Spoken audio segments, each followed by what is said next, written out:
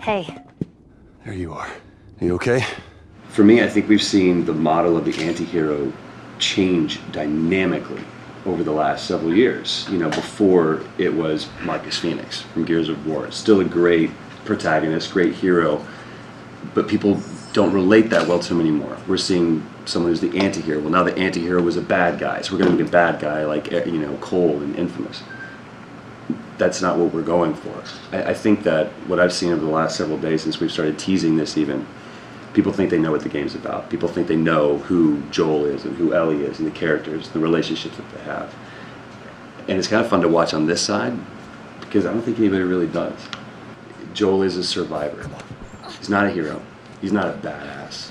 He's a guy that learned how to use a gun because he had to. And he's fighting every day because that's what you do. You don't die.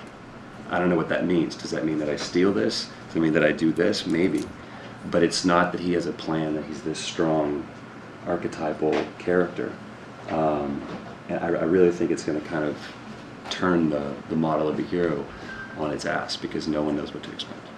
These are very real people in sort of a pretty bad situation. You know, and I feel like it's the first time where that's kind of happened in a video game. It's, you know, when I think in video games the character is always, you're so easy to kill. It's so easy to kill somebody. It's not a big deal. But this is sort of dealing with, wow, I actually just I just killed a person, and sort of how that is to deal with. This is my first video game that I've been a part of, and I mean, it's not to be cheesy, but this is a complete dream for me.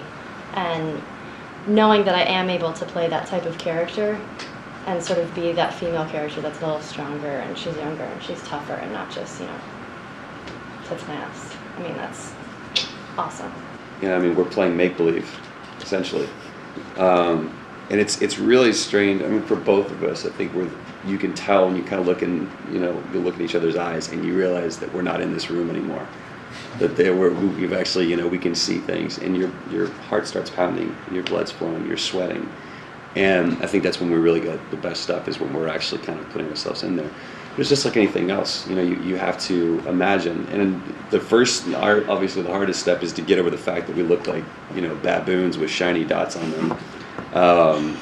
It'd be a lot easier to do it in, you know, some kind of wardrobe, but I love the process because it keeps you humble. You know, you can't really focus too much on ego when you're wearing spandex and shiny disco balls. The beauty of what mocap gives us is the ability to really break down and workshop the scene as opposed to the production aspect of it. How do we light this? How do we shoot this? How do we do the sets? So it can vary. We can spend all day on one scene if we want to, or we can spend 5 minutes on it. It's like, boom, it's in the can. It's first take, one and done. So it just really depends.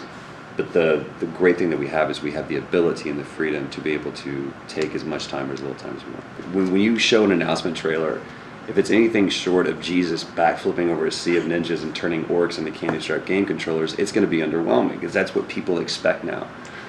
And I think for so long, technology has limited us, and now I think, especially with the way that Naughty Dog does it, we're exceeding, you guys were like that, sorry.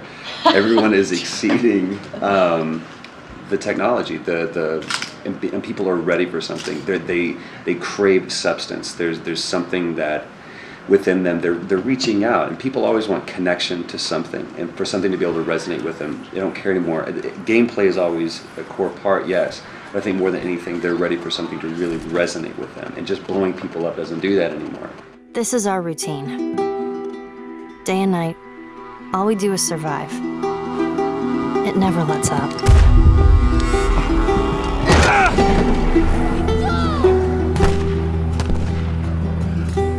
He tells me how these streets were crowded with people just going about their lives. Must have been nice.